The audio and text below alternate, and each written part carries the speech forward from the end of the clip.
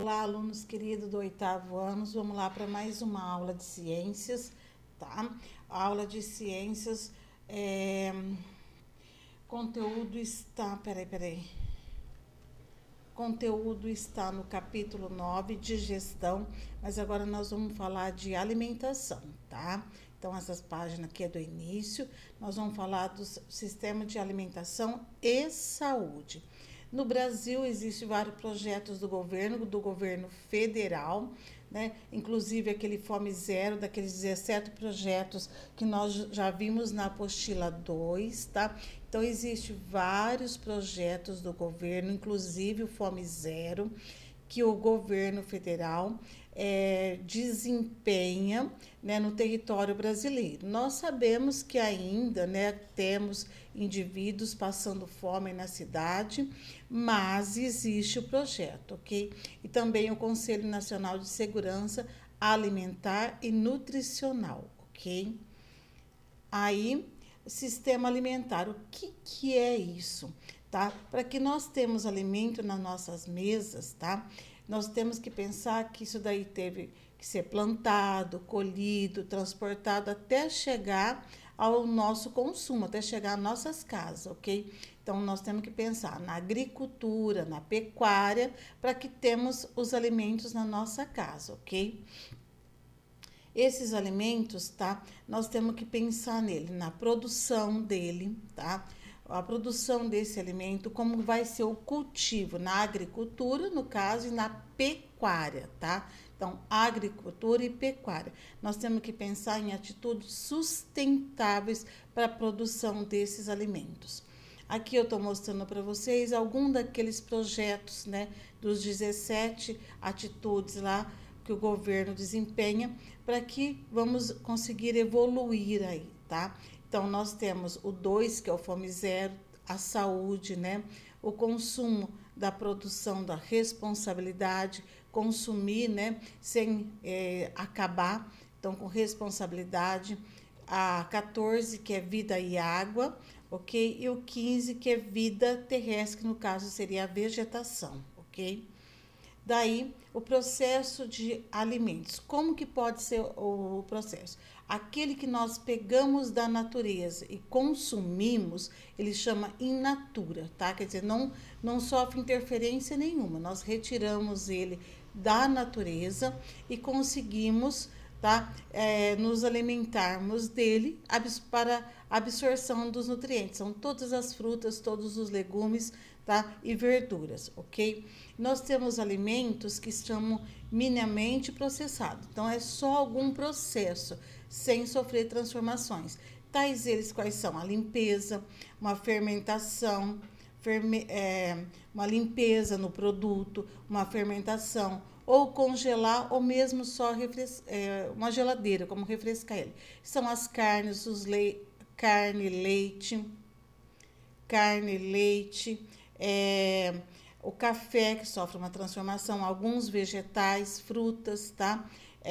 Esses são alguns dos alimentos que são pouco processados. Daí, nós temos alimentos, tá? Que eles têm que ser processados para ser utilizados. Como de muito e muito tempos atrás, eles utilizavam o que tinha no quintal. Então, eles desenvolveram essas técnicas, tá? Para conservar os alimentos. Como as frutas, pode-se fazer doce dele. Então, a gente conserva ela no açúcar. Como uma doce de abóbora, um doce de mamão. A gente consegue a conservação dele no açúcar, tá? Então, alimentos processados. Ele ainda fica mais saboroso, tá? Então, pode ser por adição de sal, por adição de açúcar ou por adição de gorduras. Eu não sei se todos vocês têm conhecimento, mas vocês viram parte desse conteúdo Capiva.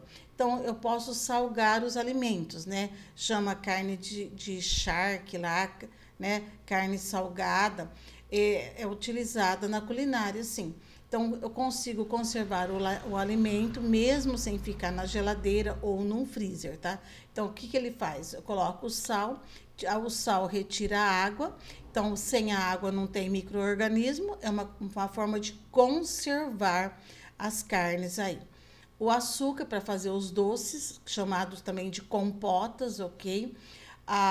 As gorduras, tá? Eu não sei se vocês têm conhecimento, muito tempo atrás, quando não se tinha geladeira, não se tinha freezer, eles, como a carne de porco, eles faziam ela num processo de cozinhá-las, depois guardavam ela numa gordura, tá? Então, esse é um tipo de processo, né, bem simples, usado muito tempo atrás, ok? Então, isso é uma forma de conservar os alimentos, ok? Então, no sal, no açúcar ou na gordura, ok? Algum cozimento, alguma fermentação, né? No caso, são os pães aí, né? E a secagem e a defumação, ok? Uma forma de processar os alimentos, tá? Eles ainda podem ficar mais saborosos, ok? Temos depois outro ultraprocessado. Esses são os industrializados, ok? Que dos industrializados, eles servem como alimento, mas nós temos que saber que lá dentro tem conservantes, né? Então, esses conservantes podem trazer malefício à nossa saúde aí. Então, os ultraprocessados são aqueles industrializados, ok? Muitos deles nós conhecemos até por baixa calorias ou até chamados de caloria zero, tá? No caso, o chiclete, alguns pirulito, balas, o refrigerante, eles são chamados de calorias zeros, tá? Então, quer dizer, não tem nutriente nenhum, ok? Então, ultraprocessados são praticamente os industrializados, ok? Aí nós temos a crise na alimentação, né?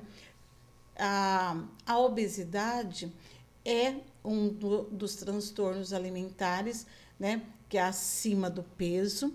E só que essa obesidade também pode ser por falta de dinheiro. Os alimentos considerados como carboidratos, eles são um pouco mais baratos, como os pães, a batata, o arroz. Então, talvez as pessoas, por falta de dinheiro, se alimentam, tá, com esse tipo de alimento. E aí vai desencadear a obesidade. Então, a crise, a falta do dinheiro, né, pode estar de barriga cheia, mas sem nutrientes. Sem falar da obesidade, a diabetes, né, porque esses carboidratos dentro do nosso organismo, eles são uma forma de açúcar, de fornecer energia, uma forma de açúcar. Então, vem a diabetes, vem a hipertensão, que é, né, pressão alta, e as doenças vasculares aí, ok?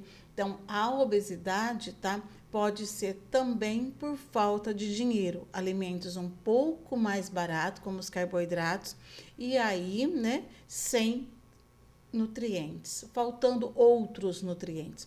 Falando em transtornos alimentares, nós vamos falar um pouquinho sobre eles, mas em outra parte da nossa apostila nós também voltaremos a conversar.